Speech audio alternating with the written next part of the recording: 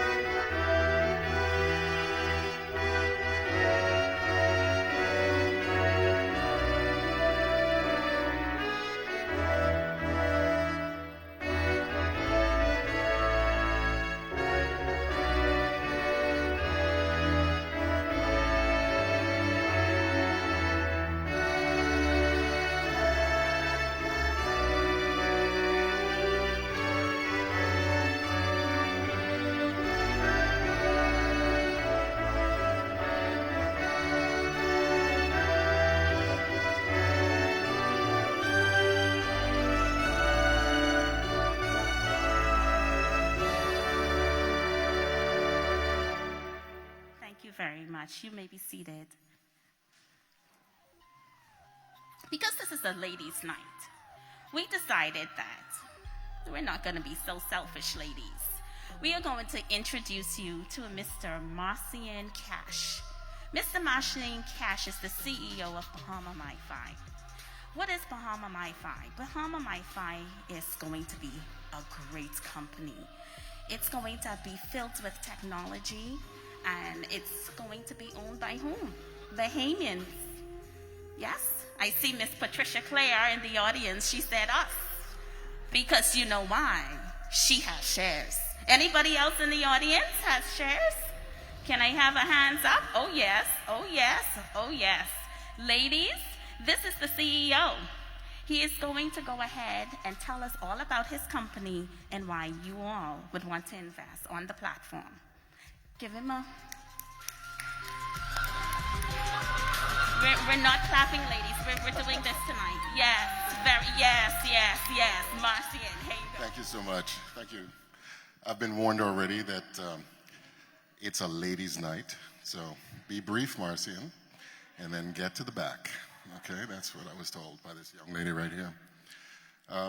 I'm very happy to be here tonight to introduce you to our company, Bahama MiFi, and our platform, Groove.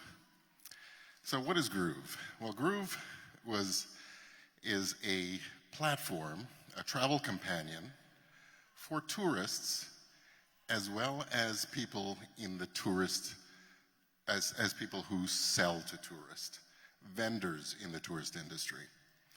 So it is born out of research that we did over 3 years. We looked very closely at what were the pains, the frustrations, the wants, the needs, the aspirations of not only the tourists that come to our shores, but also those people who want to participate in the tourist industry. I could share so many insights with you, but I'll just leave you with a few. Firstly, tourists say they want a curated cultural experience when they come here. They don't want to see what they see in Aruba and Curacao. And if you were to ask yourself right now, well, how would somebody get this cultural experience? You would probably come up blank, because unless you actually have a friend that's from the Bahamas, somebody who has the time and the resources to just take you around and show you all the sights and sounds and tell you about the history, we haven't done a very good job of curating that experience. Additionally, if you look at and you talk to the people who come here, so let's say the cruise lines, they will tell you, you don't have enough attractions. You don't have enough diversity. You simply just don't. A lot of people don't even get off the boat. I would scare you if I tell you how many people don't, what percentage of people don't get off the boat when they come to the Bahamas. And it is a direct result of us not renewing those things that we offer to tourists. We haven't kept up to date. We do a lot of lip service, we talk a lot about, whoa, yes, the culture of the Bahamas, but how do we deliver it? How do we monetize it? How do we give somebody that experience? Well, that's what our company does. And what we've done is we've invested many dollars and many hours to come up with a platform that addresses these issues, along with others like transportation issues. Okay, you'll hear tourists say, I wish I could get a cab, but it's hard to get a cab, or the people argue too much, or I'm not sure if I'm getting ripped off. And they want to take scheduled transportation, just simple metro transportation. They expect that in a city like Nassau, but where's the schedule? Where do I go and find this? So what we've done is we've taken all of these issues, these wants, these aspirations, these just glaring frustrations, and we've come up with solutions. And we've put it all in one platform, one ecosystem that fits right on your phone. That phone becomes your friend, and that friend is Groove. And our company uses geolocation services. We use virtual reality and augmented reality to deliver the Bahamian culture directly to the tourist phone, some of which we monetize, but we give away a lot of it for free. And in giving it away for free, what we get is we get an audience. And that audience is something that is very important to the Bahamian tourist vendor, okay? Insights from those people, from the people who are actually vendors. You'll hear, well, we have boats, and the boats go out a lot of times half full. We wish we could really push to the people that are here. But how do you talk to people who are here already? There's no communications platform. They don't watch TV, they don't listen to the radio, they definitely don't read the newspaper. So how do you do it? The problems we have here are not only experienced in the Bahamas, they're experienced around the world, in tourist segments, in tourist markets all over the world. And we decided to think big. That's the Bahamian way, isn't it? So our idea was to use Nassau as a proof of concept, and we've done that. And we are looking to take this thing globally. So we look in the next 3 years to move from the $4.3 billion tourist market of Nassau to the $43 billion market in the Caribbean, and then the $4.7 trillion market worldwide.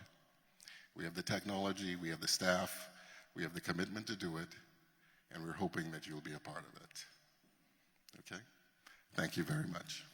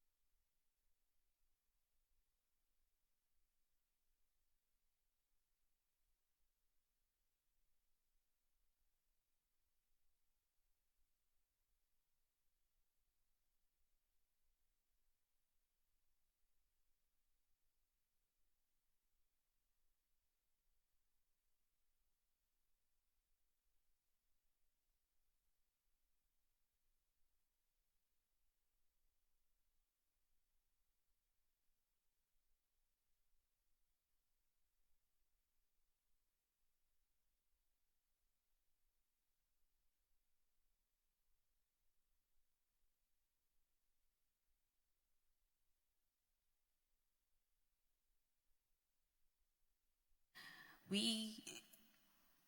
going to introduce you to a young lady who can tell you more about the type of business that we have on our platform. She is very well versed, she is smart, she's beautiful, and she is our equities coordinator. Help me welcome Bria Deveaux.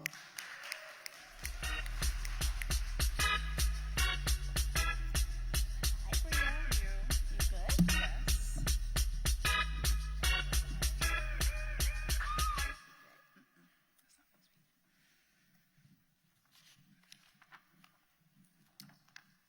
Well, hello, everybody. Thank you all for coming.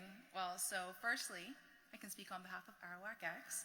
And I want to thank you all for coming out and tuning in, for everyone who is tuning in online. This has been something we've all been looking forward to, and I think I can speak to our entire team when I say we're so happy to finally be able to bring you guys into a room together. We've probably met a lot of you digitally, online, through our investor community center, and maybe even trying to get your businesses funded. So we're really happy you all are able to meet us, and because you all play such a vital role in our community and in our financial ecosystem. So once again, thank you guys on behalf of Arawak-X for coming out tonight. So today I'm going to speak to you guys about Arawak-X. And most of you have probably seen what we had to say on the news, on the radio, and social media, because that was a very big part of our launch strategy. But I'm going to focus on something we don't talk about frequently, which is who we are and why we do what we do. The faces of Arawak-X are all, well, the female faces of Arawak-X are all in the room today. I think it's important to know what's the reason behind Arawak-X. So, but I guess I can't just glaze over what we do.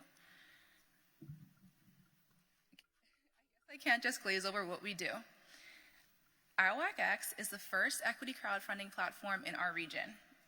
And essentially what a crowdfunding platform is it brings everyday people like us together with businesses who want to raise money on a vetted and regulated platform. And so in Arawak-X's case, we're solving two of our local financial problems, and these problems are bigger than just Arawak-X. They are bigger than the Bahamas, and a lot of Caribbean countries and smaller nations have the same issues that we do. And so, one, we're giving businesses, both here in the Bahamas and internationally, an opportunity to raise funds in a different way. So right now, I think everybody knows we probably have two ways to raise money for a business, which is a collateralized loan and private equity. Both of those are extremely hard to attain when you don't bring anything to the table. When you're a young female or male entrepreneur trying to get your foot through the door. So Arawak-X is just providing an alternative to what we already have. And two, we are providing Bahamians with the ability to purchase shares in these companies, which in turn turns into long-term ownership. And as we know, a major talking point in everything that we do is creating ownership for Bahamians. So Bahamians now have the opportunity to purchase shares in companies like Marcian's, to then have that long-term ownership, be the first people to have purchased shares within that organization. And a major part of our message is moving people from consumers to owners. You probably have heard that around too.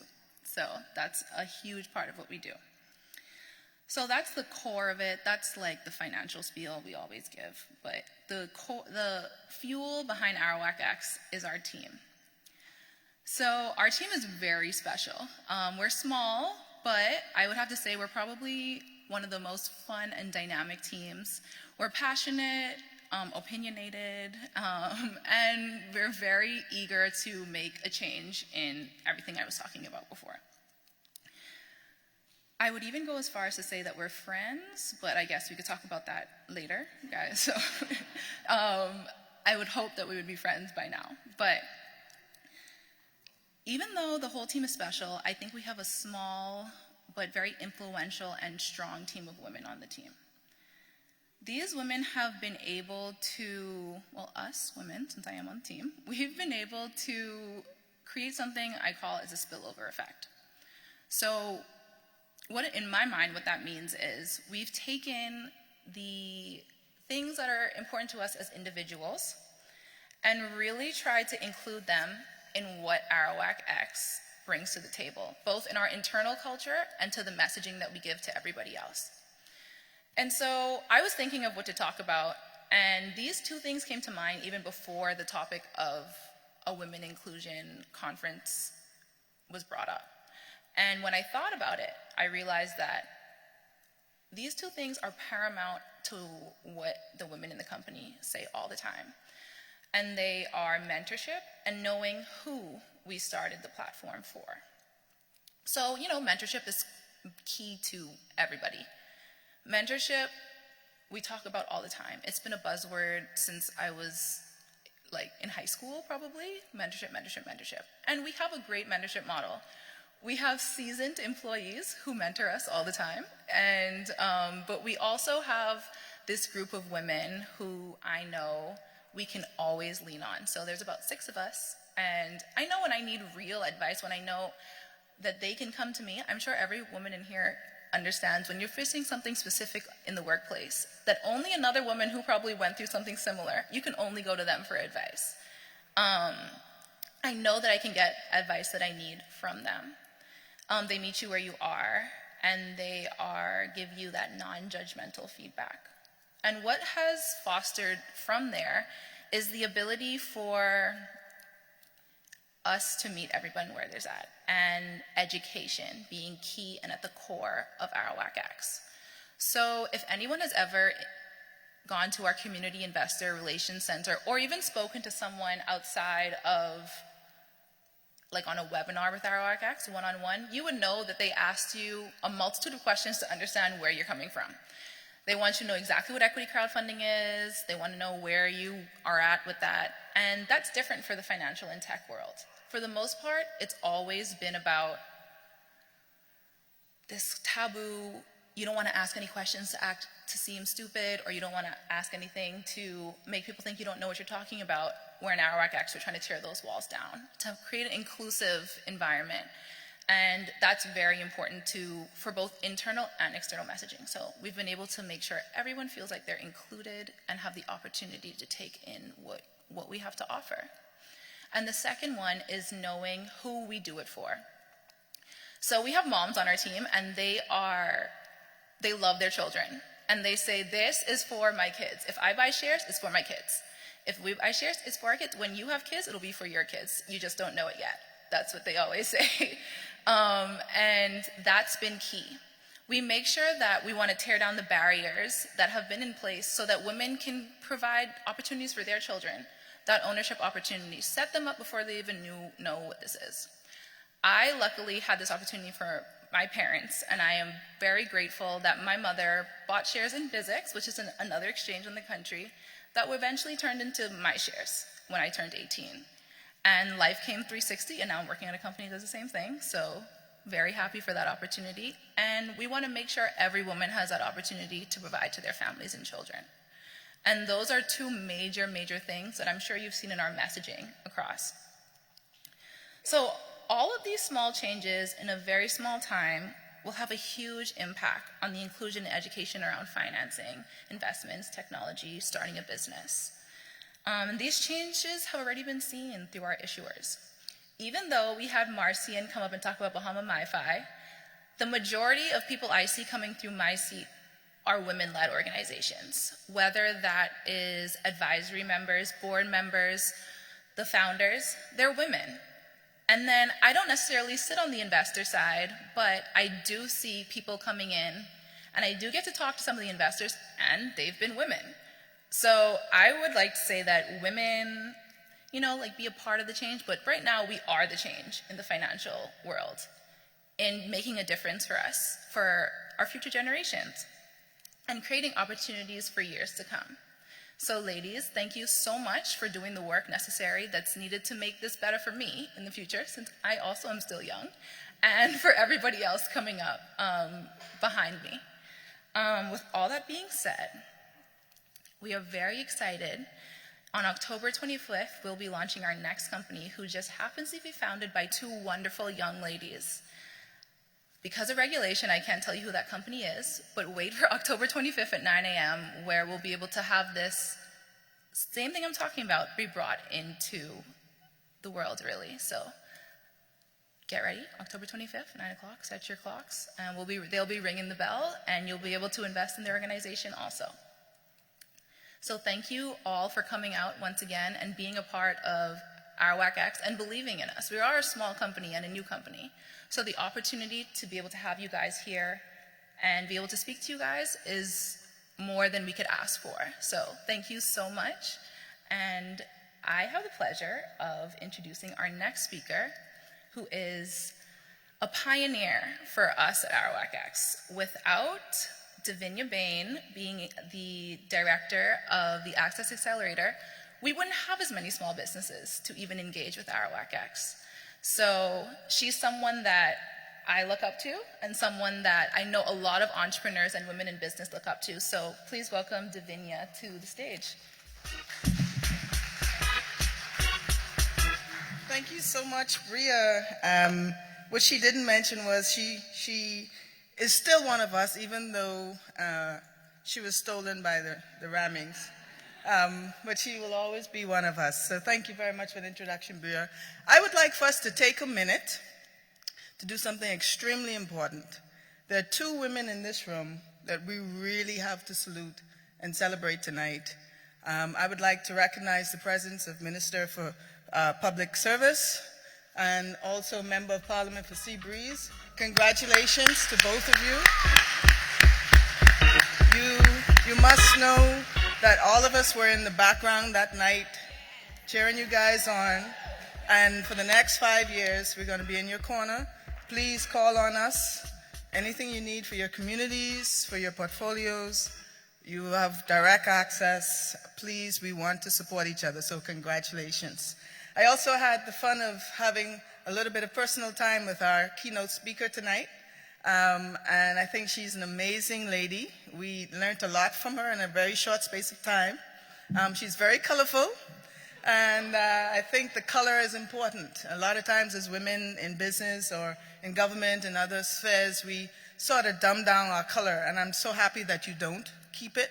It's necessary because that's who we are. I mean, and it's important for us to be our authentic self. So I salute you as well tonight. So tonight, we're talking about women in tech. I was told I had 2 minutes, and then I was told I had 3 minutes, and then I might have 5 minutes. So I just used up, a whole minute to say how much time I have. That said, I want to focus on the funding part of tech. So I think the other women are going to really cover, the female aspects of developing tech businesses.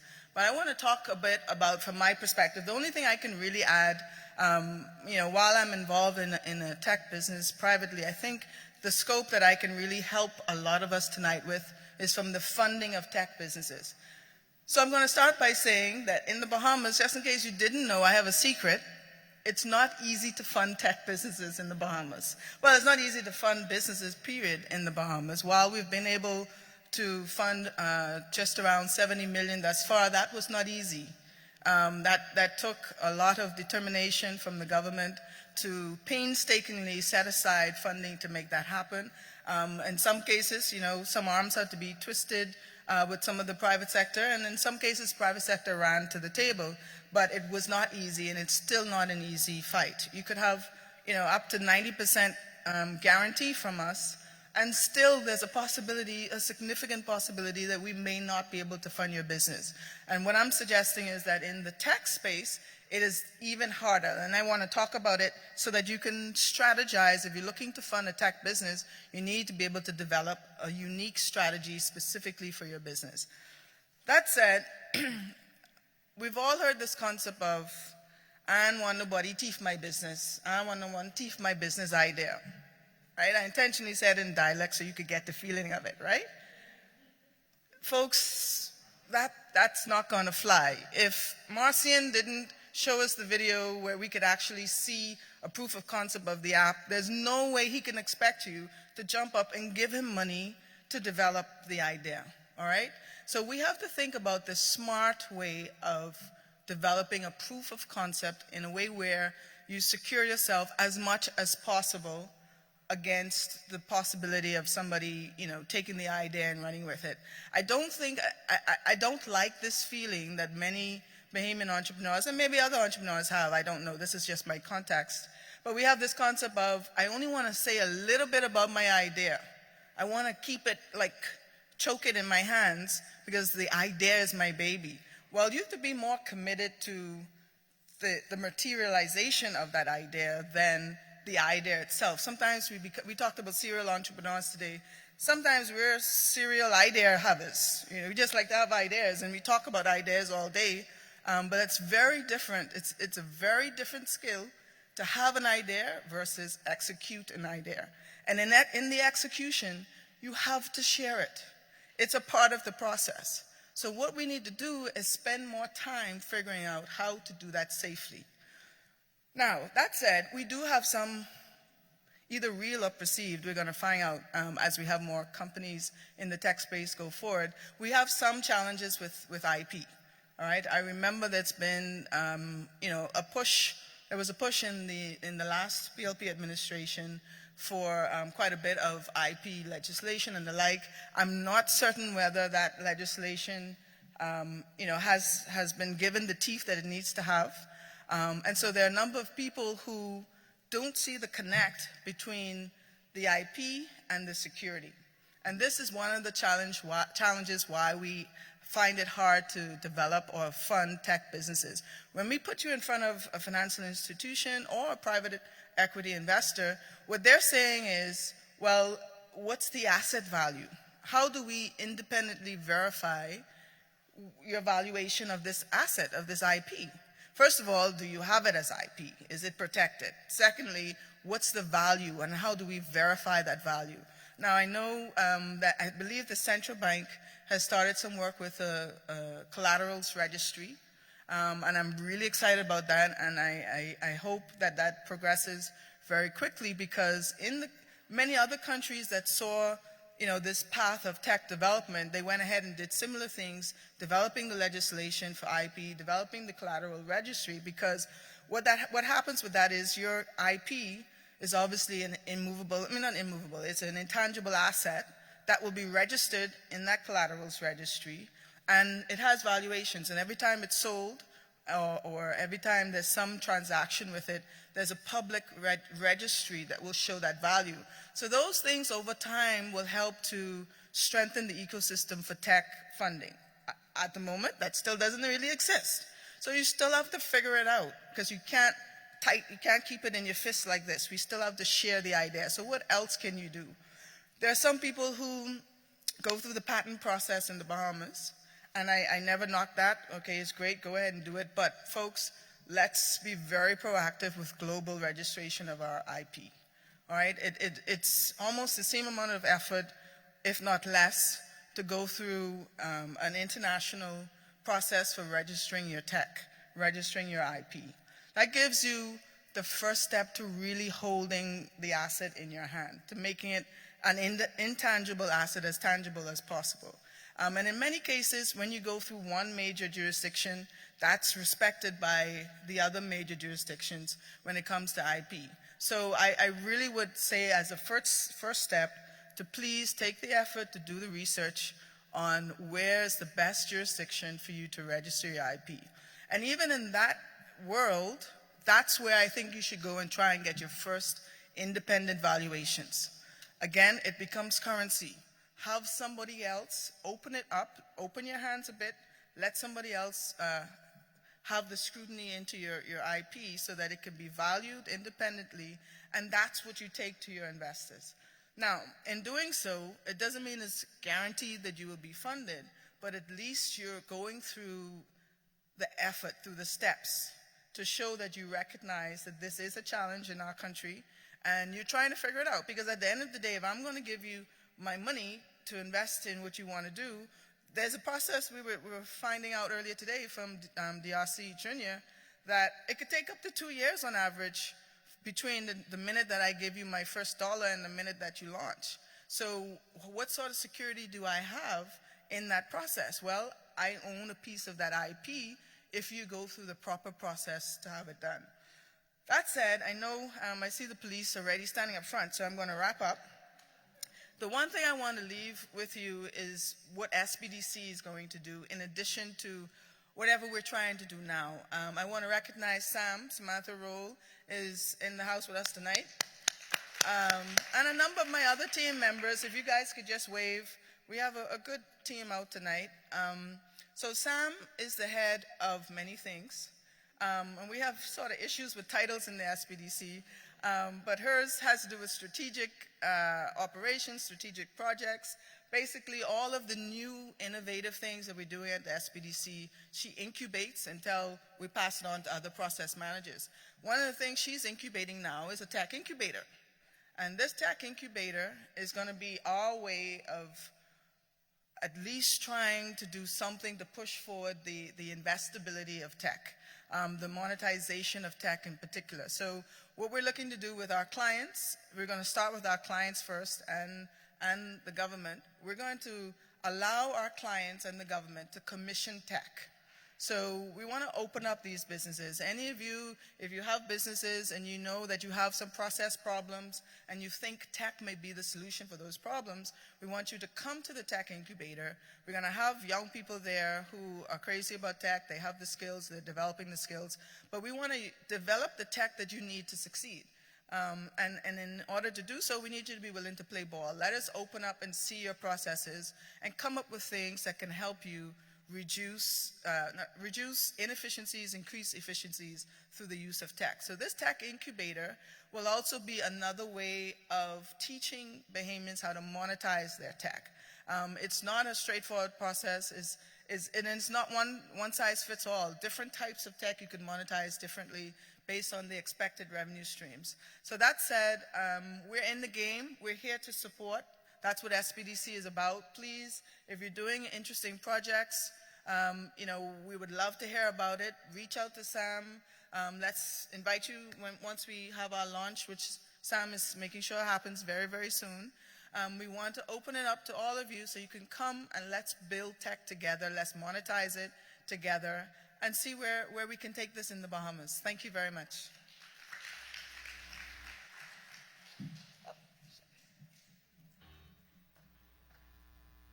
Future group of companies, a small business incubator, an international buyer, lecturer, and life coach, and a motivational speaker. Having achieved most of her heart's desire, Mrs. Turnquest is now a senior director of the International School of Business and a mother of 2 incredible boys, now thriving to fulfill her intended purpose in transforming the educational landscape in the Bahamas, using the skills she has harnessed through her gold-studded 12-year career as Director of VIP Services at the Atlantis Paradise Island, Bahamas, 19 years as a business owner, coupled with her master's degree in human resource management and a bachelor's in business management. Her story bears her tears in the overcoming of many seemingly impossible life challenges of homelessness, the death of 2 sisters and her father, social ills, financial ruins, all of which bridged the part for poor self-esteem. She could have remained broken, but instead, it has shaped the novel she is today.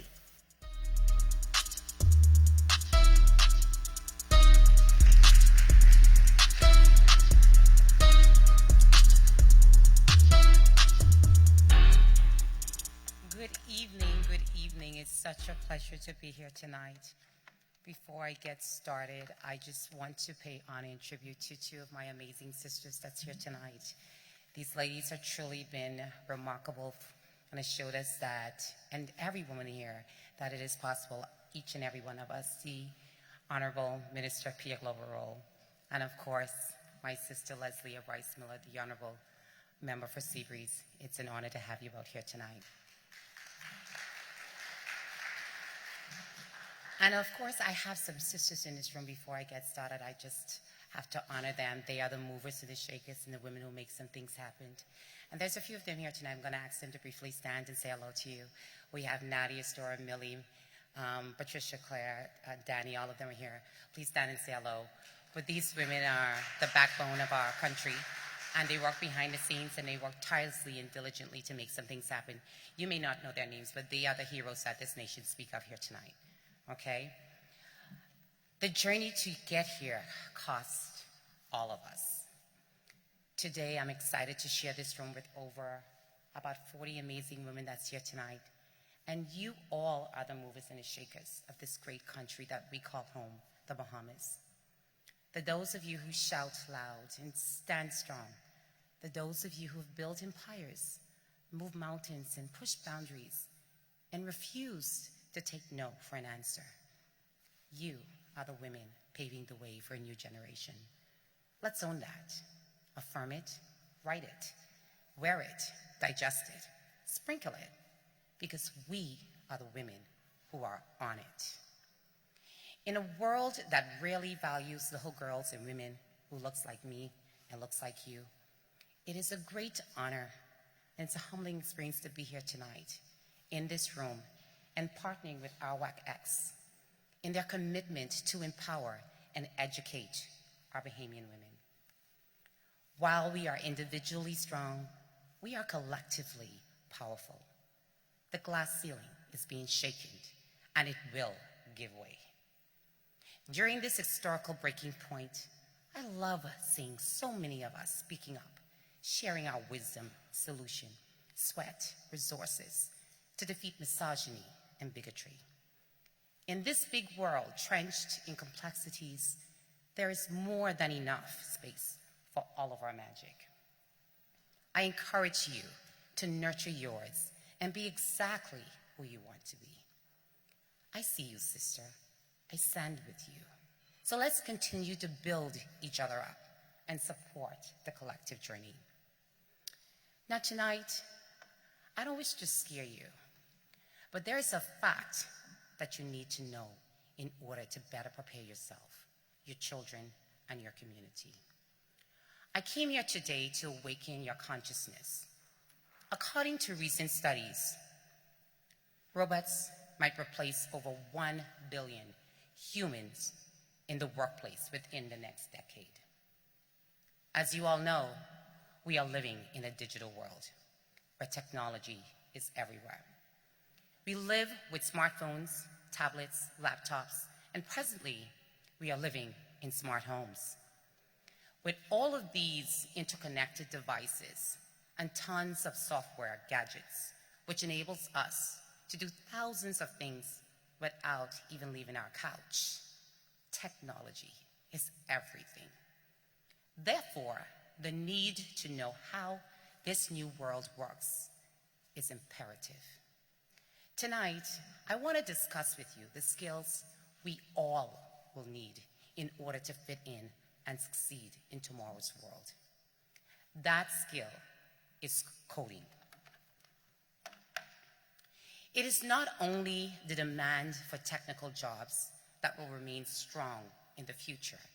It is also a big demand for programmers, which will be required in almost every single field in the next few years. But it's also about the problem-solving abilities that we gain when we learn how to code. I am now presently coding. Persons who learn how to code will strengthen their critical thinking skills, will develop a better logical and computational thinking, and will be way better than others in analytical thinking, because coding isn't only about an app, software, robot, or digital solution. Coding is a multidisciplinary field where you will gain knowledge and tools that go way beyond the pure line of code. If you think education is expensive, wait until you see how expensive ignorance will cost us if we don't keep up, sis. If we compare our education system from the 19th century to the 21st century, the results are hilarious. In ancient times, people were using ink made by plants and used a brush made by animal hair. In the 1960s, we used paper, blackboard, chalk, slate, and pencils. But now, today, the educational system is much more advanced. We are now using laptops, tablets, and projectors instead of raw materials.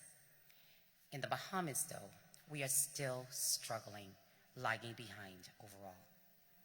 Yet, it is proven that education is the most powerful weapon which can be used to change our world. Lots of people, including myself, have great faith in the role that technology can play in transforming learning for the better. For decades, the unstoppable march of technological progress has promised to unlock a radical shift in our educational system and create promising changes in the performance of our school. I have read some time ago that the change will not come if we wait for it. We are the ones we've been waiting for. We are the change that we seek. I want to share a story with you. A story of a young woman that had a dream some 22 years ago. Not just any dream. A dream that will forever change the landscape of the Bahamian educational system. At the age of 24, after careful assessment, I set out on a quest to birth the first magnet program here in the Bahamas. After looking at the deficiency and the rigorous school system that me and so many others in this room have fallen victim to, the same classes in factory line learning where there was a one-size-fits-all approach. The bigger the challenge, the more determined I became in seeing the International School of Business and Technology come to fruition. With many doors closed to blank promises, teary eyes, sleepless nights, disappointments, out of all that pain came triumph. In the fall, August 30th, 2021, just 6 weeks ago, the school bell rang. And a group of exciting students and enthusiastic faculty with the commitment of a few investors, ISBT was born, birthed, and now in operation. At ISBT, students have the opportunity to learn and discover core skills across a wide array of subjects, including accounting, finance, project management, information technology, coding and robotics, trading, marketing, human resources, international business, logistics, and organizational behavior. At ISBT, we believe in the spirit of endless possibilities. So together, we take chances. We challenge conventional thinking. We invite and embrace diverse ideas and collaborate to change the world. I share this with you to encourage all of you here today, that when you have found your infinite power, it is only fair to empower others. The world don't suffer because of the violence of bad people. No.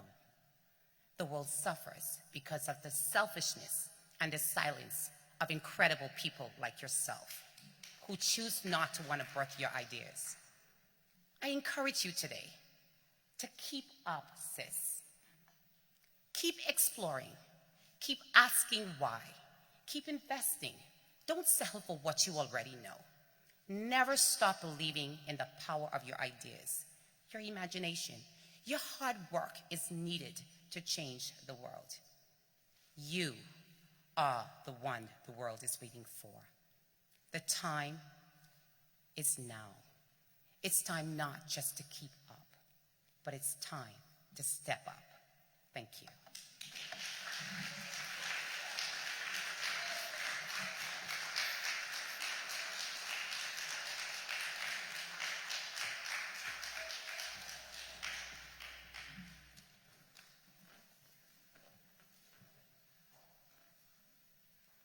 Glover-Rolle is the Minister of State for Public Service and the representative of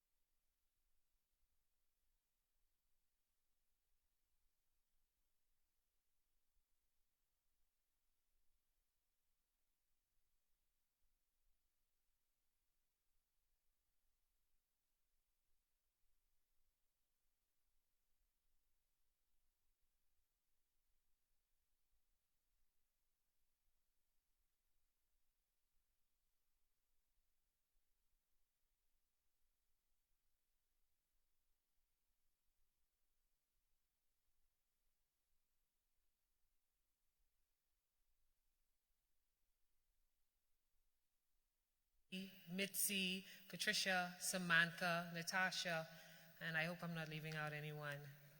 So I want to say thank you, ladies, to Mrs. Young, and all of your colorfulness and your greatness. And of course, I have to acknowledge, because we are streaming, my husband and my daughter Jada, who are streaming right here in the Bahamas, but two of my daughters who are streaming, one from Canada and one from Jamaica, Lauren and Kaylee. I want to acknowledge them because no matter where they are in the world, they support their mom. So I'm so grateful. To my mom, who's also streaming, and my family, my friends, my fellow panelists, all the attendees and viewers from around the world. I am humbled to be in the presence of this beauty, the strength, and the brilliance that this room exudes. So we must give ourselves, Veneran, we can't clap, we should snap. So ladies, I start by saying, the stone that the builder refused shall become the chief cornerstone.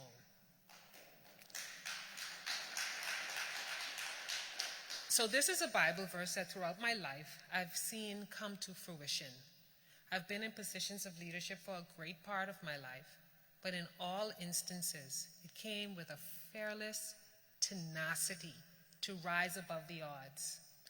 I don't recall in any of those circumstances where the journey was easy.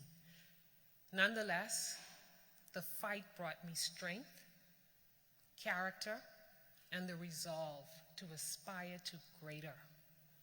So as a leader, it must never be about self-interest, but always about the greater good for the majority. And of course, as a politician, that should remain the same, and it does. So as a teenager, I found an entrepreneurial spark. I would transform every idea into a business, and I had a great ability to organize and garner the support of others, maybe why I entered politics.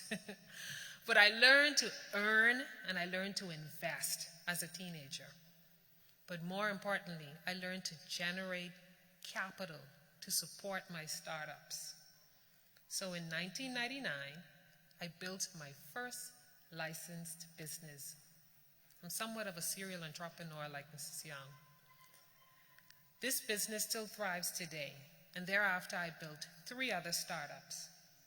My businesses span throughout the Bahamas, the Caribbean, parts of the US and Canada. And my portfolios range from arts and entertainment management, youth mentorship and development, sports mentorship, scholarship procurement, human resources management and employment law, and an immigration consultancy. So the toughest part of my journey was attracting and amassing capital. And I think everybody who's been in business can kind of relate to that. So I had to find the capital needed for my ever-evolving vision. And I'm certain that every woman in this room, streaming, can give their personal stories of envisioning a dream, having a great business idea, but working to figure out how you're going to fund this dream. Some of us were successful, some of us were not, some of us are still working on it. Some may have given up. But fortunately today, there are organizations like Arawak-X, like SPDC, and others that can help in overcoming the challenges of funding a great business idea. So in 2014, I founded an organization called Island MMTS. So this was a week-long talent conference that I provided a unique networking and educational experience for creatives from around the Bahamas and the Caribbean. They met with top industry executives who flew in from US, Canada, Europe, and China. Island MMTS was a $500,000 project that I ended up funding 80% out of pocket. Capital trickled in along the year-long journey to this event, some of it coming in hours before the actual event. So my husband and I had many sleepless nights. And of course, I'll admit, I thought of giving up. But out of all of my startups, this was my most challenging to find capital for. But this was the one project that I was most passionate about. And I'll admit I was very disheartened as I watched, during that time, male counterparts garner funding and financial backing for ideas that, in my opinion, paled in comparison to mine and other female-led businesses that were in the pipeline. But over the course of my professional and entrepreneurial history, I've experienced many highs, many lows, but I've also encountered the tremendous barriers that come with being a woman in business and leadership.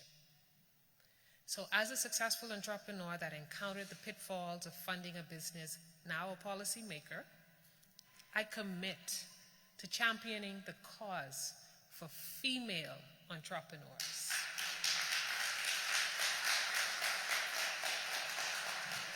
I will unashamedly seek to harness opportunities for generation of capital, specifically for female enterprise. So while models may exist for small business funding, venture capital, the goal is to encourage and provide channels for specific funding for entrepreneurial opportunities that are female-led. Yes. So be that education, yes, the orange economy, investments, cooperatives, the goal is to remove the barriers, eliminate the bureaucracy, shatter any ceilings that may exist, and prevent access for females in businesses across this archipelago. So as we look at the progressive steps made by women in this room, we must agree that globally, ceilings are being shattered. Women have steadily risen to roles of leadership in all facets of society. And the face of world leadership around the most powerful tables is beautiful and brilliant. There is a growing recognition of the untapped capacity and talents of women and women's leadership. In fact, over the last 2 decades, the rate of women's representation in national parliaments globally increased incrementally. But still, some may ask, why does it matter if women become political leaders or elected policymakers or civil society activists or business owners? Why does the world need more women involved in all aspects of the political process? Well, simply, women's political participation results in tangible gains for democracy, including greater responsiveness to citizens' needs. It's in our innate ability. Increased cooperation across the divide, whether party or ethnic, and a more sustainable future. So the meaningful participation of women in national, international, community leadership roles has become an important focus in the global development policy. But the importance of women garnering support for business must be given equal focus and attention. Our participation in politics helps to advance gender equality, affects the range of policy issues that get considered, and of course the type of solutions that we propose. But I commit, once again, that my participation in politics will positively affect the advancement of females in business and enterprise, simply because I know the struggle, and the struggle was real. I experienced it, I overcame it, and I commit to easing the journey for those that are still trying to achieve their goals. It's my commitment to uplift, to enhance, and to positively impact in my sphere for those that aspire. So whether it's a percentage of grants and loans earmarked for female entrepreneurial ventures, or curriculum development in our primary and high schools that facilitate specific courses in entrepreneurship, Or maybe my sister Leslie in creating incubation hubs in our constituencies for women in business to mentor young girls and women and hone their interest in business and investment and entrepreneurship. Whatever it is, we must do it to ignite the spark of leadership and entrepreneurship in females across this archipelago. So I pledge to continue to be a catalyst to this type of empowerment. The positive impact of women in politics is undeniable. Kofi Annan stated that study after study has taught us there is no tool for development more effective than the empowerment of women. And in order to meet this worldwide development goal and build strong, sustainable democracies, as women, we must be encouraged. We must be empowered. And we must be supported in becoming strong political and community leaders. Some of the barriers that have potentially held us back as women in roles of leadership, in roles of business, legislation, policy making, governance, generally boils down to women supporting women and doing it with a spirit of confidence, courage, and camaraderie. Confidence in knowing the power of cooperatives and that each of us, gifted by God, has our own unique talents and gifts, and that is an important ingredient in the way forward and is beneficial to the overall success of our goals as women. We must understand that while fear is a great impairment, courage comes through faith, and faith must exceed fear in order to achieve success. But most important is the ability to maintain camaraderie, to build and reach back and bring others along in the journey. And this is critical to the advancement of female leadership. Unity breeds strength. I'll say that again, ladies. Unity breeds strength. And the ability to form cooperatives, like this session tonight, to build networks, to build bonds, and to speak to the future of advancement for females, and to cheer each other on and uplift each other along the way is a stride in the right direction. We must pave the way for those that we can inspire and use platforms such as this and political platforms individually, collectively, to be conduits. We must remove the spirit of competition. And we must replace it with a spirit of cooperation. So tonight, I stand on the shoulders of many great women, some recognizable and some not, but nonetheless, their bolstering was a catalyst to my successive triumphs. And I pledge to carry the mantle for the next generation of power women.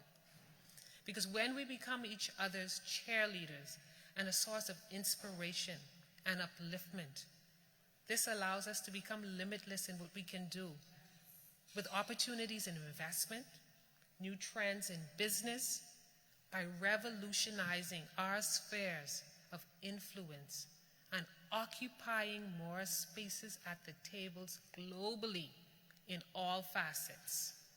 So, that is how you keep up, sis. And that is how we stay on it as women, simply by women supporting women. Thank you.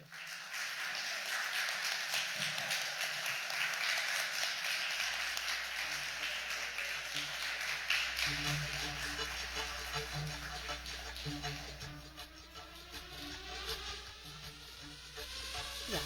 is the founder of #WomenOnIT, a grassroots organization devoted to tech diversity with official launch by Minister for Digital Economy, Silvio Chambry.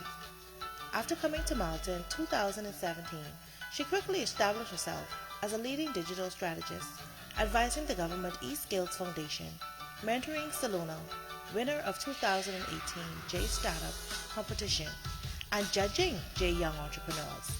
Having worked with major global brands like Facebook, GoDaddy, through her previous initiatives across the world, Beata combines the best of different sectors and initiative, attention-grabbing yet durable business collaborations based on the Cindy Gallup maximum.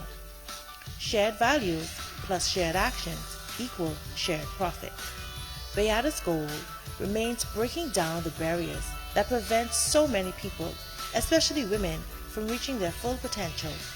Beata is CEO of Hansa Tech, a mobile-first fintech software developer with offices in the UK, Poland, and the Philippines.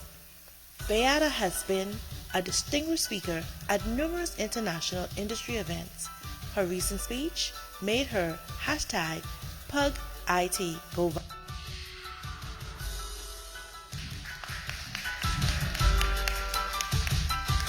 All right. I was told I'm going to hear RESPCT. But clearly they didn't have anything filed. And then I heard all these amazing speakers, and I thought, I'm just going to wear my mask and just stumble something, and you're going to look like you're listening to this keynote, because really, I'm young in speaking English. I learned English when I was 16, so there is not a lot going for me. But on the other hand, you're here to see this colorful person, and it's the first time somebody called me colorful. And I hope you're not here to just see this parrot kind of in the zoo, but really to listen about some of my experience. I am a very humble person. I grew up in communist Poland.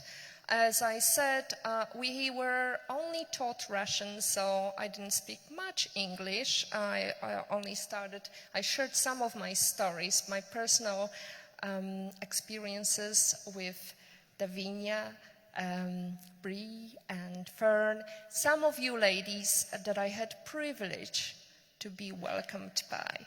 It was fantastic. The hospitality and the amazing friendliness. I've never experienced anything like that. We've been to many places. I was privileged to travel before COVID, and now it's actually our first big visit after COVID. So I'm really, really thankful, and thank you very much for your great personalities sharing with us your time tonight. So, serial entrepreneur, it's more or less like serial murderer. I kill a lot of businesses, but I make sure they succeed. Some of them are not on that list, and it means they failed, okay? I only want to speak about my success because I think you kind of more focus on success. I've heard that in Bahamas, people don't really like to hear about failures. So let's focus on the success. So I'm the co-founder of a grassroots organization called Mission to Run startup, and I formed it together with my husband, who's sitting in the back. If you would like to chat to me and you have no chance, you can always speak to Patrick, the crazy Irishman, who taught me English, and, you know, apparently I've got some Irish accent. Who knows? What else? So I'm the co-founder also of Hansa Trade. We formed this crowdfunding platform in 2014 after creating this ecosystem for startups in Toruń, the birthplace of Nicolaus Copernicus. And we thought, okay, these all startups are coming to us and they are moaning about, oh, we don't have money, how do we raise money? And European Union is not giving us enough money. So we thought, okay, you need access to funding. Here is a platform. And that was one of the first crowdfunding platforms we created in Poland in 2014. And it was one of the first platforms, fintech platforms, that accepted payments in Bitcoin. I'm not Nakamochi, and my husband is also not really related to anybody creating Bitcoin, although he was a fintech pioneer, and that's how I got into this tech space, which sounded very fascinating. So one thing leads to another. I'm sure some of you amazing ladies who are entrepreneurs know that just out of simple meeting people, greeting them, networking, like we experienced that before. I hope you're going to stay for some networking afterwards. One thing lead to another. I got invited to form the organization called Geekers Carrots back in Poland in 2013. And then I was going into the tech space and I was really shocked how few of us were there. So I decided to change it. I was running this organization. I facilitated local opening of chapters in Tokyo, Sydney. So I quickly discovered it's a global problem, that's one thing, but also the fact that wherever I went, these women were really capable of taking the seat at the table. And we don't really push ourselves forward. I met so many amazing women here that I really felt like I should really stand somewhere there in the corner, as my mother would say, sit in a corner and they will find you. Because you're so strong and you're so outspoken. I'm just thinking like, what is there? What do these guys are doing? Like, why can't they see that? Why can't they invite you to be part of the board? I was invited to be a part of the Malta Business Network just a couple of years back. And one of the things they said, oh, because you attend meetings. That's what they thought I'm there to do. So when I came to their first meeting, first board meeting, they looked around and they said, oh, guy sitting next to me, the youngest guy said, would you like a coffee? And I said, yes, please, black, no sugar, no milk, thank you. And that's one thing for you ladies. Don't stand up and don't ask to make coffee. There are so many men who are capable of doing coffee for everybody else. And then, 5 minutes later, they are saying, oh, we lost this guy, so who's going to take notes? Maybe Beata, maybe you would like to take notes. And I was like, I'm not going to take notes, and here is why. I'm not going to say no because of no. I'm going to tell you that if you want my brain engaged, the study shows that as soon as I look down and take notes, I'm not going to be actively participating. You're going to think that I'm just there to take notes. I'm not going to use my brain.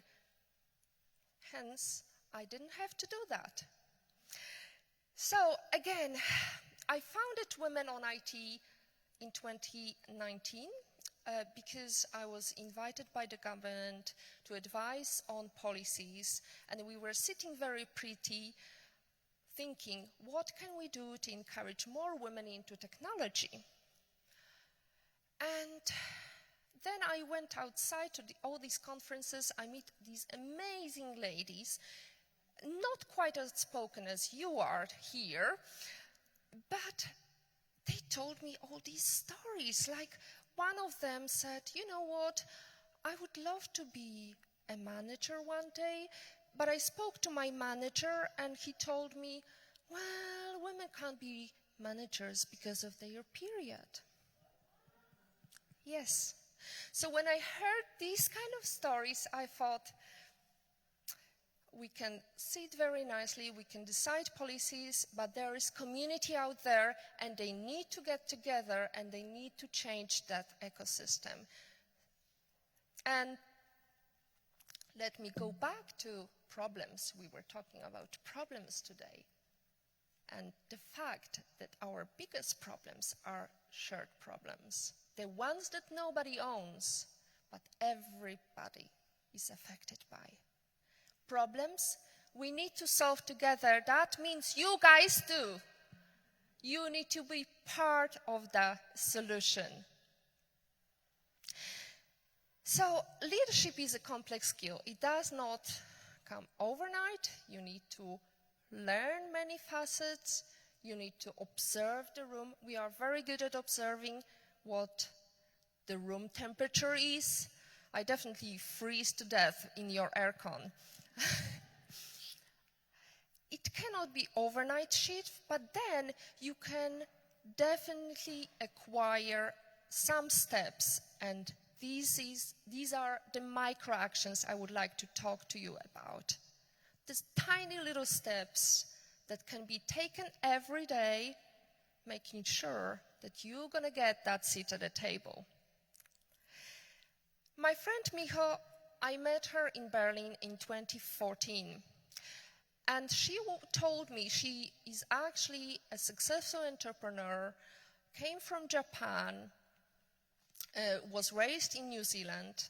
And she said, you know, when I was pitching my idea, so many guys said, oh, you can't be really that feminine. You need to be stronger. And you need to vocalize. And this is the thing. She said she was trying to put that persona of a man, very strong, we're building team, we need to acquire $1 million, and so on. And she said the results were awful. This wasn't my style. So I think we need to promote, make it a brand of female leadership, because women on IT, women on it, hack the future. And in order to do so, we need to make sure that we create this brand of female leadership that is really wanted. Branding is like cheddar.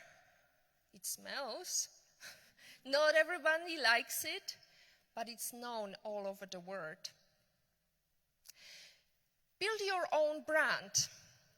It's very important to have all these ladies building the brand. Every day you go, everyone you speak about your business, your idea, what you've achieved.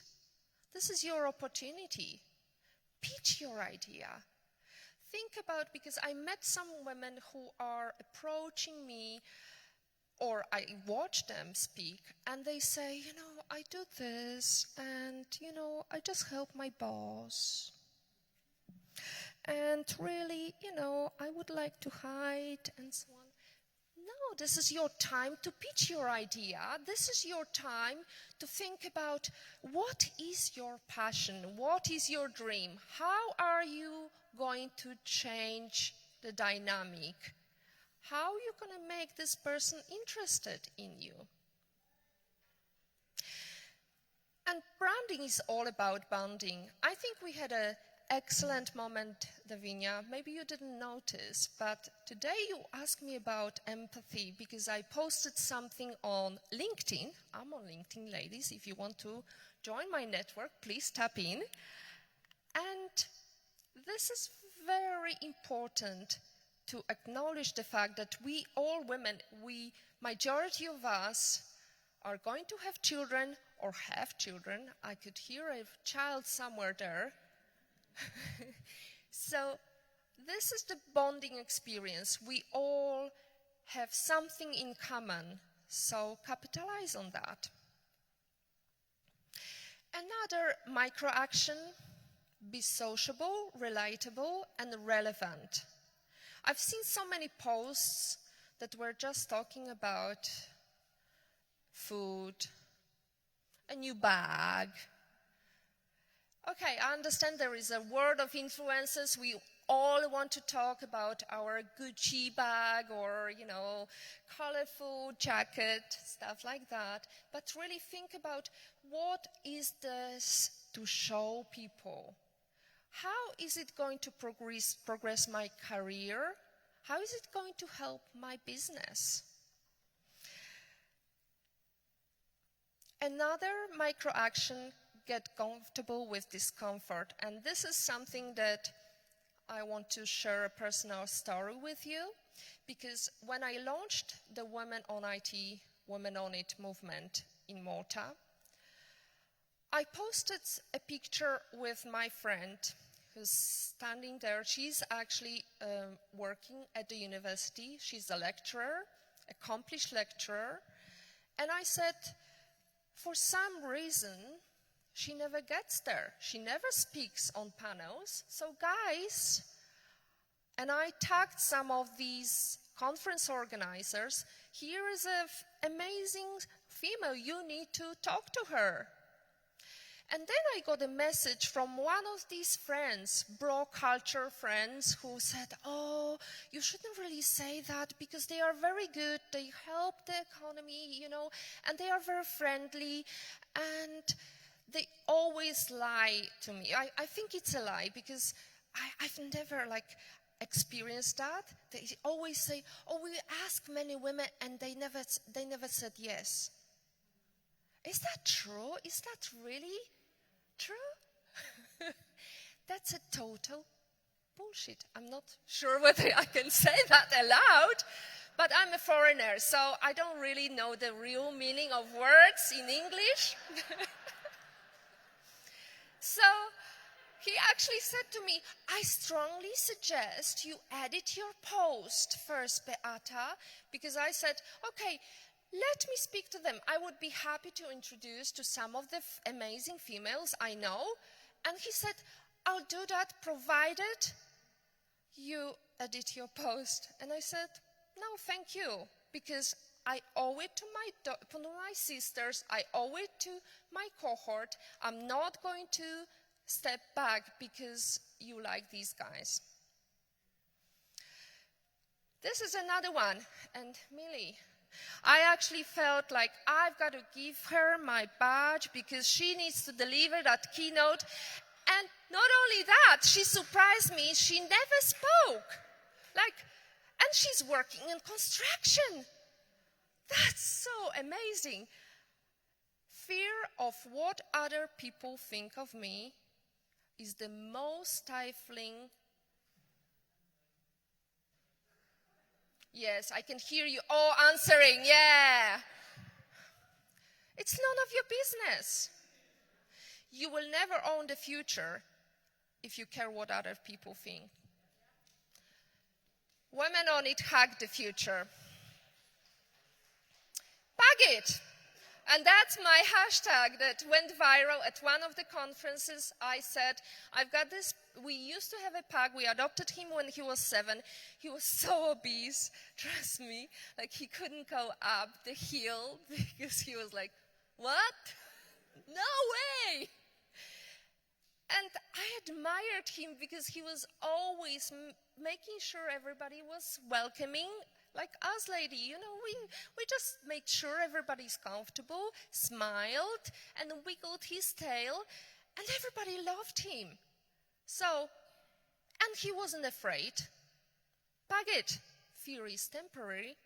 Regret is forever.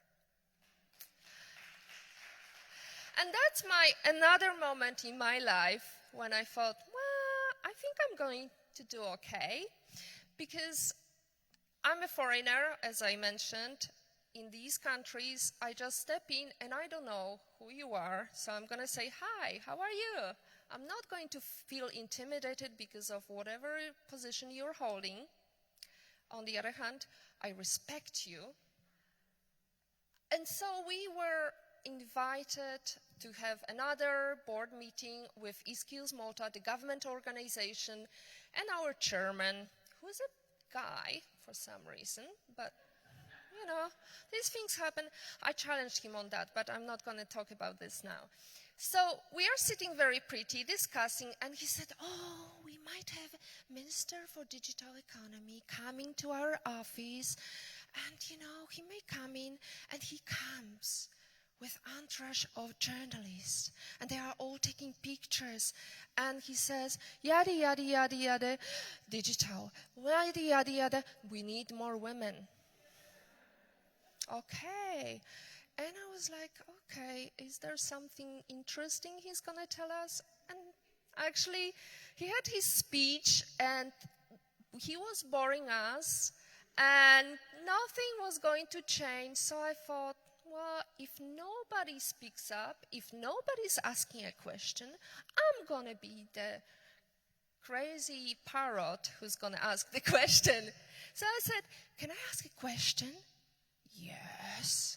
And all the room went silent because, oh my goodness, somebody dared to ask a question, the minister. So I said, when is your wife going to join the movement? And he actually answered with a passion. He wasn't prepared for that. And he answered truly. And he said, you know, my son is very young and my daughter is only 2, but I want to make sure that they've got better future. And then I thought, okay, that's good. I'm feeling good. He noticed us, that we are not just like little sheep following him and saying, wow. And then I thought, can I ask you another question? Yes. Can I take a selfie with you? And the whole room was like, my goodness. And of course, he's a sucker for publicity. Of course, he said yes. And the funny thing was, you know, I really like him because, you know, he really opened up. He made jokes. He was really open. And then as soon as he left, all the ladies were like, wow, how did you do that? So it really takes maybe a parrot to ask questions like that, but really it makes a huge difference because then it was so much easier for me to ask for the opening speech for my initiative, Women on It. Leaving your comfort zone is critical when you're going to ask a question to the minister. So you need to change the status quo, solve the problem, even if it means you're going to shake a little bit, like I am at the moment. A sheep in a port is safe, but that's not what ships are built for. Grace Hopper, another amazing figure. Another micro-action, become a leader. We've got amazing leaders here. I think we all agree that there are so many of us that can become our role models. Another micro-action, that's something we can do right now. It's time to get social and take picture, whether it's selfie, whether it's a picture of us, and wear your green, and please, ladies, make sure you hashtag women on it. Because this hashtag, I'm telling you, is going to trend and everybody's going to be like, what's that hashtag? What did I miss out? And everybody's going to be like FOMO, fear of missing out, because they are missing out big time tonight. Pictures taken? Good. So, there are some amazing women I would like you to acknowledge. And Tracy, too, actually said that it was very difficult for her to work in the tech industry because she was feeling left out. They didn't have that women in tech movement at the beginning of technology movement. And here are some facts and figures that we need to consider when considering how much Bahamas is missing out. When I met Christine Lagarde at Tacitus lecture in London, she is a powerful woman. She's standing in front of us and talking about how much the business is missing out of not taking women seriously. For years, though, many people blamed the lack of women in technology or lack of women in leadership or in politics on this, oh, we need more women at the bottom of the industry and it will change. Well, miracles don't happen like that. We need more women promoted, being acknowledged, being invited to the panel, to form a panel. And we had an amazing start of today's day. We had, how many women did we have speaking this morning? Oh, Fern was speaking this morning. Is it really true that there is not enough women to actually talk business, to attend a business conference? Somebody's missing out. Another micro action, I want you to make lots of money. Because us women are not taken seriously unless we make loads of money. And I'm just quoting Cindy Gallop.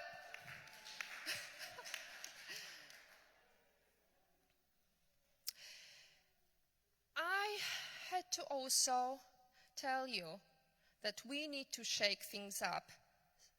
One of the things was speaking up, asking questions, not being afraid to raise the bar and say, well, this is not how we should do. And I think there is one of the females from Arawak Exchange that was very powerful. Bria told me that when she speaks, everybody listens. She's in compliance and she's really powerful. So we need speaking up and making sure that our voices are heard. As Sojourner said, she had to fight with the suffragette movement, and also she was a black woman in America.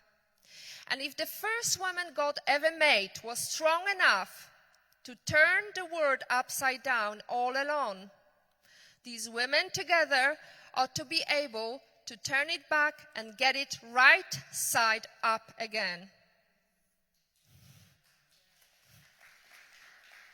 Yes. Another one, find a role model. We've got amazing role models here, and also speak about them. Because giving power to others is not taking any power out of you. And there's so many of us.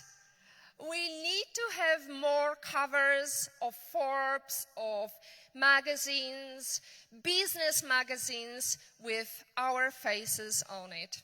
Because we are beautiful, we are colorful. Look at these outfits. I mean, like, I went to the church, Darcy was speaking, he gave a very powerful speech, but I was like, oh, wow.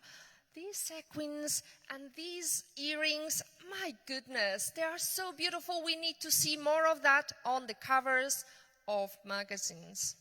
Not just beauty magazines, though.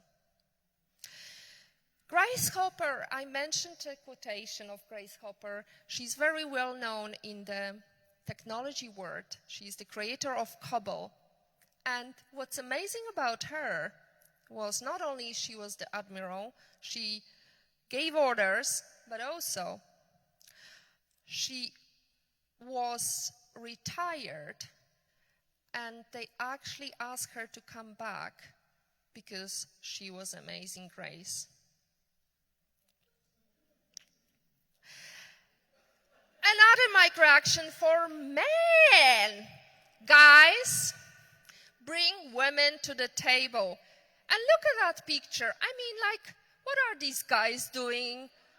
You know, if there was a woman, she would already take it back and she would make sure that there is nothing scattered on the floor. She would clean everything and make everybody eat coffee, right? And this is another thing that Sheryl Sandberg is talked about. Sheryl Sandberg, the COO of Mark Zuckerberg's company, Facebook, everybody knows of. She does all the things that Mark doesn't like doing.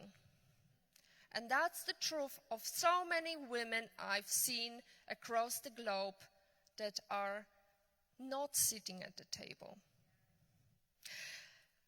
So, there you go, the empathy economy. I spoke 3 weeks ago when I was in London.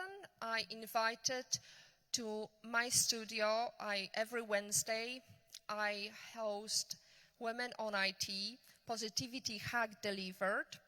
And I had a privilege to speak to the G20 advisor, UN advisor, very accomplished woman called Dr. Jackie Taylor. And she speaks about empathy economy, which is the future. She's not talking about the technology. She's not talking about what is now. She is speaking about what is planned for G20, and that's empathy economy. And the study shows that we are much more empathetic. And I'm not talking about, we know how to, kind of say, oh, you're good, it's going to be okay. We actually do see that many more women are delivering more stable profits because they give goals that are more attainable, that are more reachable. So this is something for you guys. Remember, you need to bring more women to the table if you want to hack the future. There is another lesson for you guys and for us women, the double bind dilemma for women in leadership. Because we are either perceived to be too soft or too tough, but never just damn right. Women leaders face higher standards and lower rewards than men leaders. We are also competent and disliked. That's the Catalyst research that's been taken 4 years ago. So, one thing that I can tell you, lady, and this is not my quotation, this is again Cindy Gallup quotation, I would rather be the bitch and get shit done.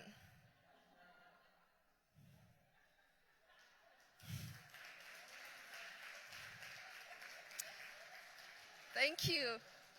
So, another micro action, and that's one of the reasons I'm traveling all across the globe, is creating awareness, but also making sure that we create community, that we support each other. And one of the things I did back in Poland, in Europe, and I'm planning to do also maybe in Bahamas, who knows? I'm the networker, so if you want to speak to me and we can do amazing things, these are my next milestones. I would like you to succeed, and just as my husband this morning said, we are growing the pie.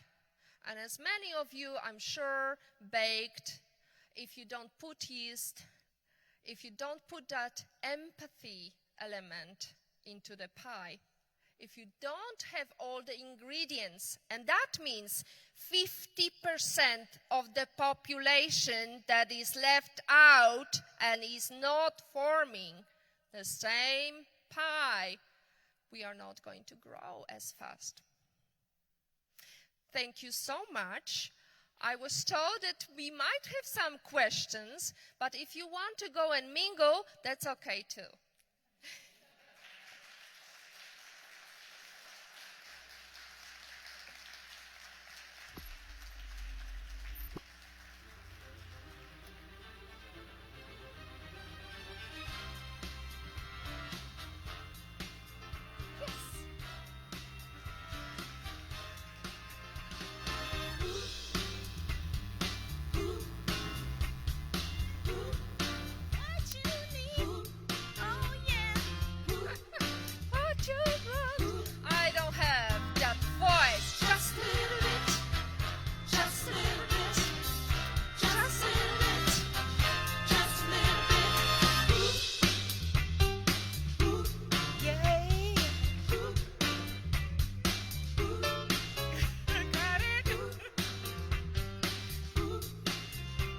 Respect.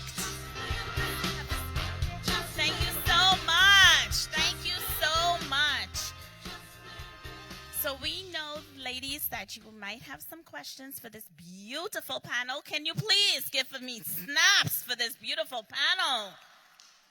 We have microphones in the aisles. Feel free to go ahead and ask questions to anybody on the panel. They will go ahead and reserve the right to answer, or if they don't want to answer, then they just won't answer. No, they're going to answer all of your questions. So please feel free to ask them any questions that's, that you listened to tonight and you might want a little bit more clarity, a little bit more explanation. This is a heavy panel, so I know you have burning questions. So please, take the mic and feel free to ask a question.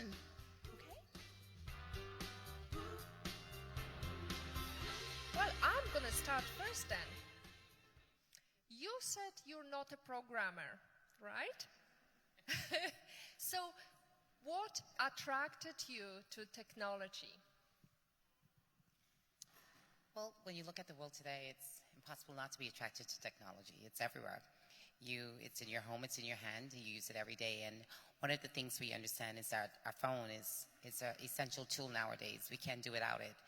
And we realized that a few years back, this was not a tool, but today it is. And so even for kids, we take the phones out of kids' hands and we ask them to put it down where they're in school, and we realize that it's a tool. We need to teach them how to use this tool and use it effectively. So I believe that for us, technology, I'm so attracted to it because it's where the world is heading.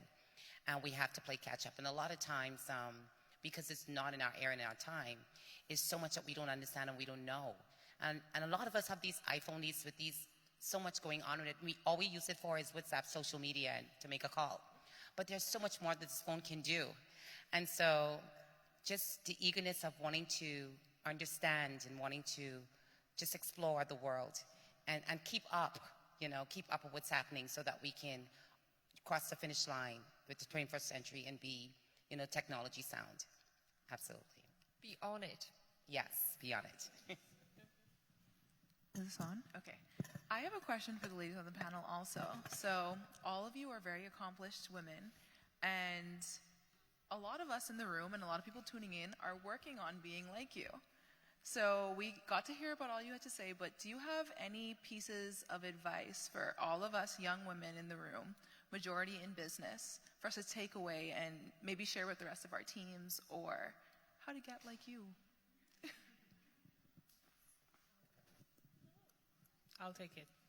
I think Beata said it in her remarks. Be fearless, basically. Don't be afraid to network.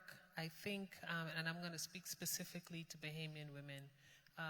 You said that, we're told to go sit in the corner, and girls should be seen and not heard. And that was counterproductive to us as females wanting to step forward in leadership. But now we have so many great examples that exist that we can afford to be fearless. We have the network. We have the champions that are already, whose shoulders we stand on. So the advice that I personally give to young women that I mentor is to be fearless. And that is simple, but it's a big hurdle for young women to get over. But once we do, we become limitless in what we can do. And of course, the power of networking. And it goes hand in hand with being fearless, because as we open up as women, now we're able to make the connections that we need because we're so courageous and fearless. Excellent. If I can add to that, excuse me, I would say to be deliberate. I was telling a story, I think yesterday, a guy I dated when I was much younger went home to his brothers and told his brothers that he was talking to Davinia. They were like, "What? You talking to Davinia?" Then his brothers were like, "You sure? You ready to talk to Davinia?" And he was like, "Well, why? Why are you saying that?" And his brothers told him, "Look, Davinia's the type of girl, if you don't have a plan, she can have one for you." And as women, we have to be deliberate. You don't walk into a space not knowing what you want. Don't wake up. Don't leave your bed without knowing what you want out of that day. Be deliberate. Do not let life live you.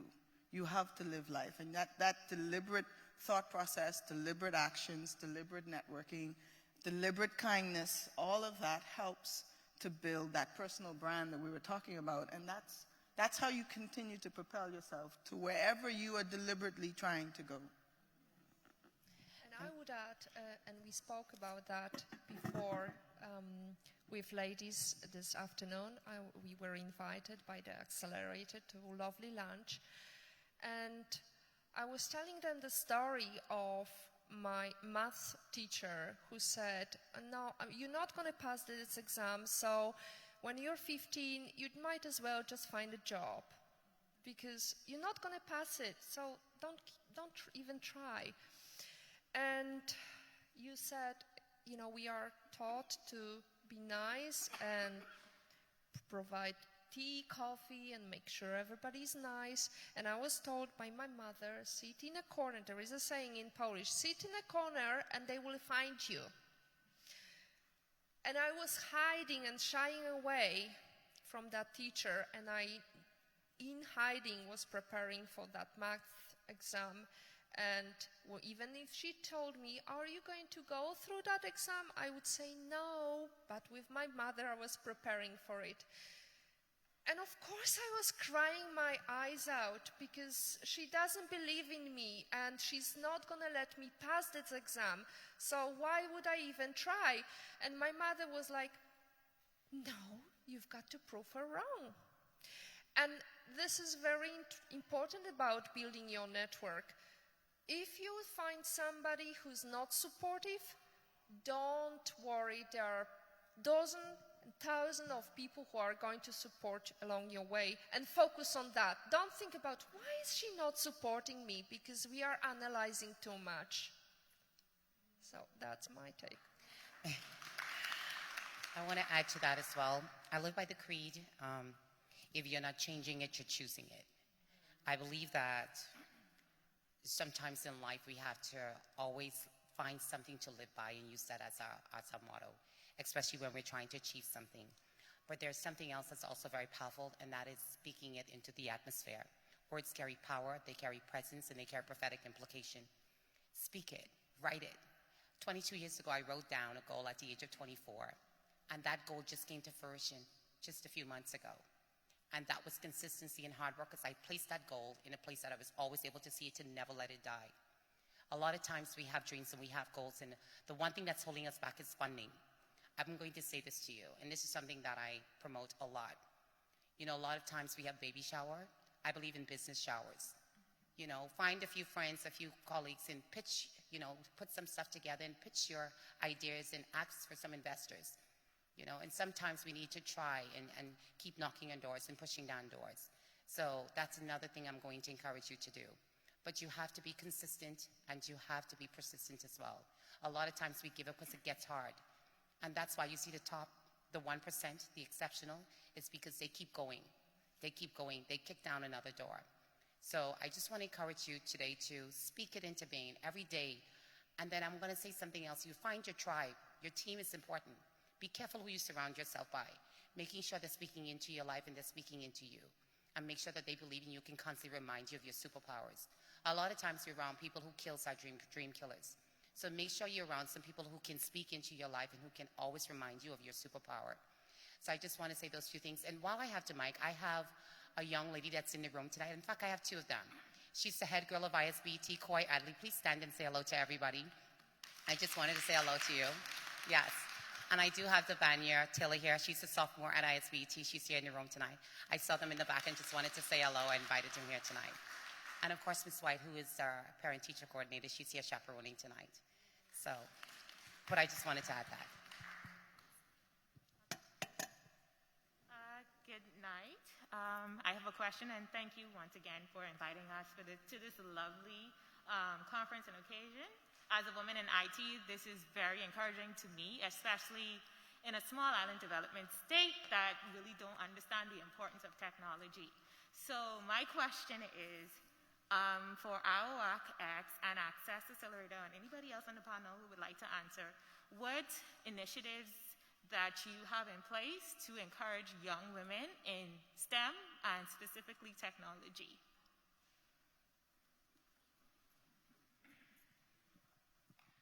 Great question. So for Arawak X, we are a new company. But I think one thing that personally is really great about achieving goals is you see people do it, who look like you, who act like you might look up to. And I think what Arawak X will bring to the table is women-led organizations in technology. And technology is vast now. There's fintech, agri-tech, tourism tech, and all of those things will have women leaders. So I think young women still in high school, some people at your school, will see other women who are successful. And they'll say, oh, I can do that. Like, it won't even be a question. They won't have to ask this question because they'll see other women be successful at it. And I think that's something that Arawak X will bring to the table by breaking down those funding barriers and just coming with a good idea, nothing else. And I think that's really the only way that we'll be able to, not the only way, but one of the main reasons in our first couple of years we'll be able to bring a difference to women in tech. To answer this question, I want to recognize another one of my team members here, Felice Bethel, Head of Funding. Let's give her a round of applause. Felice is definitely a champion for all of our clients. She's the main person in the ring with a number of our financial institutions. And she may look small, but she throws heavy blows.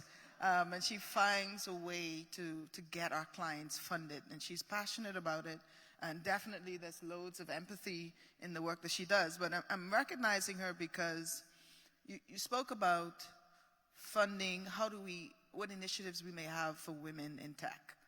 Now, I want to say, first of all, in terms of getting women funded, when we look at global stats, the SBDC can definitely celebrate that we fund just as many women as we fund men. And I think we should really clap there. That was a clapping moment. We missed it. All right, good. Because this is not normal. In many other organizations, you may have, 10, 20% of females being funded, and the rest obviously are men. And that's not what's happening at the SBDC. In some programs, we actually have more women being funded than men. But the average overall is relatively equitable, and we're extremely proud of that. That said, the funding process, we believe, is void of specific barriers that may be gender-focused. So let's move on to the tech side of it. You may have seen recently, in the last couple of months, we had tech grants that was specifically not just for tech companies, but any company that recognized the need to infuse a new technology in their business to increase profitability and increase efficiency. So for us, our push with tech is not just to build tech companies, but to make every company recognize that you need tech, that it should be at the core of what you do and how you do what you do.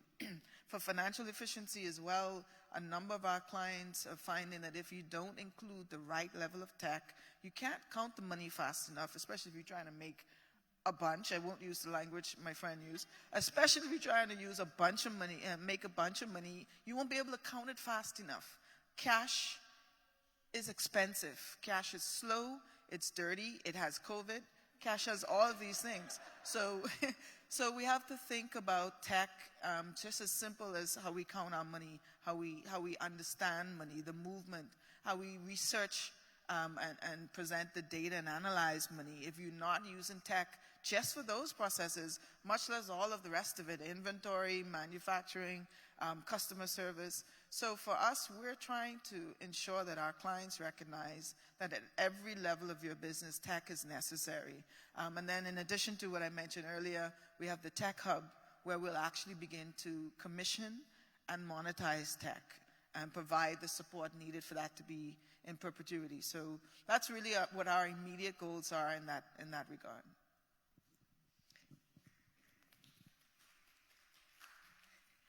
Ms. Bain, you can hold on to the mic because this question is also for you, for small business development. As you know, in the Bahamas, not all of us is born with the silver spoon. In fact, some of us is born with no spoon. What attracts me, what you said in your statement was don't hoard our ideas, bring them forward, speak. And my question to you is, what assurance would small business development center give the small young woman from Baintown or Grantstown, Fox Hill, all she has is an idea. What assurance do you give once I bring that idea forth that it won't be taken away from me because I won't have the lawyers and everybody to fight, big tech, which would be considered as, from the outside looking in? A very good question. As a matter of fact, from our very first event, straight up until today, that question gets asked every single time. Okay, so it tells me it's a very central point. It's something that people want to know how that happened. So, Time Police, if I could have a little bit of liberty to really answer this question well. Okay, good. So, firstly, at the SBDC, Access Accelerator, we definitely use the whole confidentiality agreements as a part of our overall processes. We do it not only with our employees, with all of our vendors, with all of our financial institutions. Anyone that comes in contact with any of our clients have to sign the same agreements. That said, that agreement is only as good as the paper that it's on if you're not prepared to pursue it. So we're very deliberate with trying to make sure that all of our partners see the importance of this confidentiality because of the value of what you're doing. But that said, it's difficult. That's not a guarantee. Something could be, in courts for years while you're losing out on an opportunity. So for us, we have to be sharp. We have to be strategic about how you protect your idea outside of those types of agreements. So for example, again, with Felice and her team, and the way, not just in the funding process, but in the advising that we do after you're funded, one thing you can do in terms of the protection of your idea is first get to market first. So we help you accelerate getting to market. Two, you need to use exclusivity agreements as much as possible. Long-term sales agreements, when you go and you have a new client and you have a new avenue for sales, you want to try and lock up that particular client, lock up that particular avenue such that as new people enter the market or desire to enter the market, you have a long-term relationship with that individual. So teaching our clients about contractual agreements and having it as a day-to-day part of what you do, you can't expect someone to just, out of goodwill decide, okay, I'm only going to do business with you. Get it in writing as much as possible. Monopolies are not necessarily an everyday thing in business, but you have sort of like faux monopolies or monopolies that are created based on the types of agreements that you create. So you really have to be very deliberate with the way you write your business agreements. If you can get, for example, if you're, one example is a company looking to do, landscaping with a particular area or a particular business that has several locations throughout the country. Well, you basically say that, look, we want to have the exclusive right to do blah, blah, blah, blah, and in exchange for that exclusivity, here's the added value that we're bringing to the table. And those non-compete agreements help you in the long run, while, again, you have to protect it in court if you need to. At the very least, people become more conscious about agreements because you take the effort to force them to read and sign something. So I would say we need to get a little bit more litigious. Bahamians, we often fault our brothers to the north of us for being very litigious. When they come to the Bahamas, everything they want to sue you for. Well, it's because sometimes you have to be deliberate in the agreements that you write and be prepared to back it up. So that's basically what we advise. We do our part in terms of the agreements, but we also to help you to strategize your agreements so that you protect your lines of vendors, your lines of clients in the future.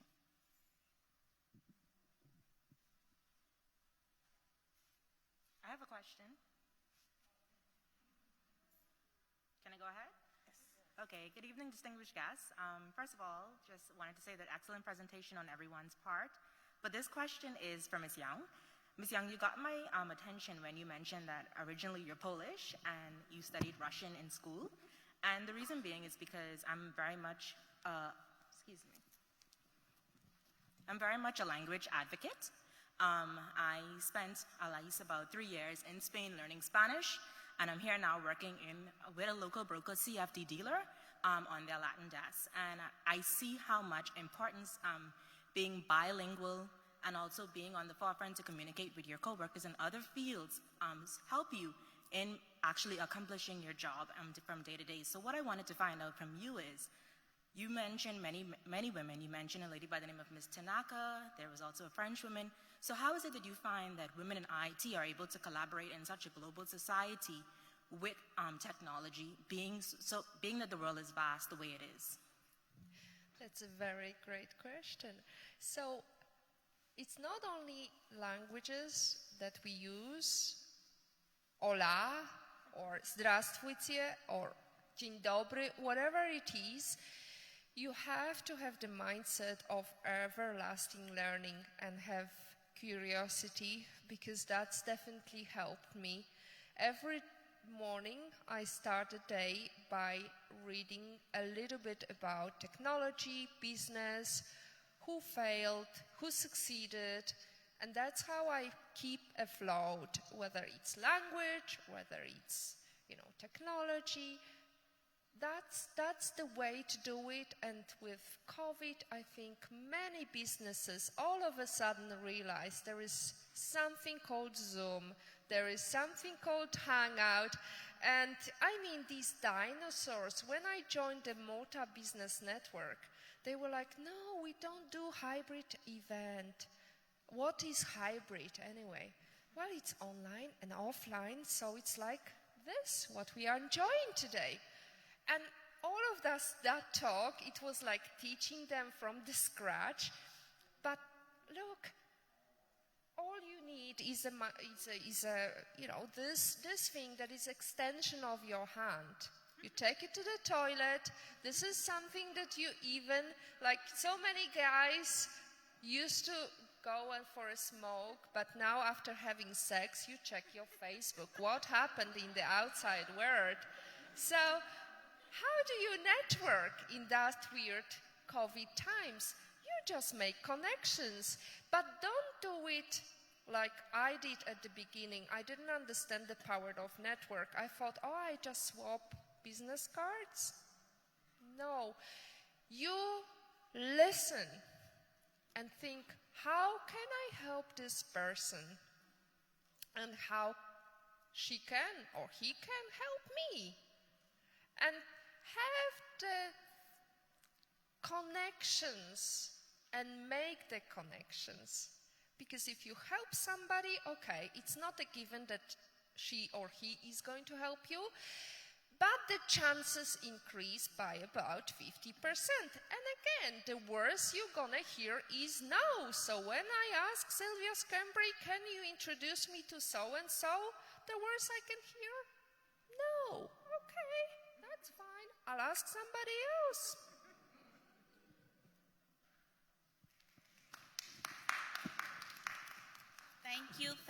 Thank you. Ladies, it is about that time. And before we all leave, I would love to call to the podium just to give a very special remark. Our lady, Mrs. Ramming. She is the CEO's wife. Please give her 2 snaps. Mrs. Ramming.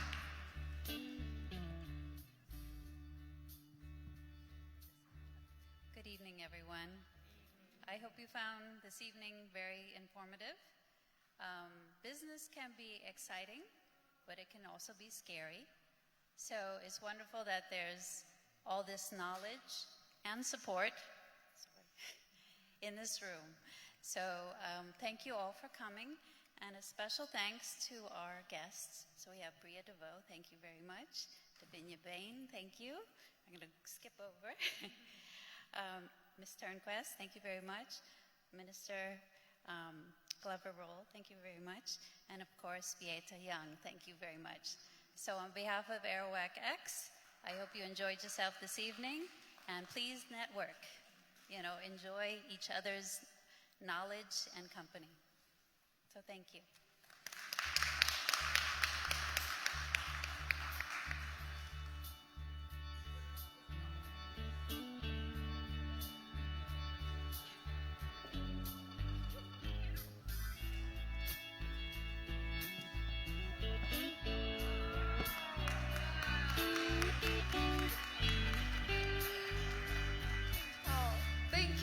much. I just wanted to say special thanks to Fern because she's the powerhouse. And she is the one that forced me to be so colorful. I mean, no pressure, but really, I felt like every day I've got to come up with some new outfits to not to disappoint all these ladies. She did not disappoint, right? She did not. Hold it. Good. Okay, so that's my CEO, y'all. Oh, yeah, that's my CEO. That's my CEO. That's why it's work hard, I tell you. That's why it's work hard. Right here, Shimon. Hello, ladies. Lady PR. I'm D.R.C. Rowling, Chairman and CEO of Arawak X. And I wanted to address you in person, but Aaron told me that because it was an all-ladies event that we were not invited. No, the boss is not inverted. So I must tell you that we're delighted to have you here, and we really wanted to have a great seminar involving our women and for all of the opportunities that are out there. We wanted for you to see it and to be in your own special environment. And I must say that we are delighted to have thrown this conference, and I want to thank everybody that was involved in it. I want to thank you for taking time out to make this appearance, either virtually or in person. And on behalf of Arawak X, we just want to say thank you, and to our stakeholders, to our investors, to our future issuers, we wish you all of the success that is to come. A lot of hard work ahead, but once you do the work, you're supposed to see the success. We can do it.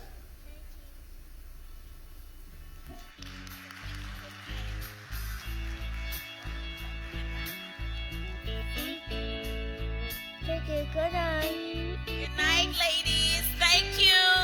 See you next time. Ladies, thank you so much for being here. This was phenomenal. Thank you so much, on Lady Pia. Thank you so much, my good friends. I am so delighted that you were here. Yes, we can do photos. Access accelerators. Everybody who's affiliated, please come for photos, please.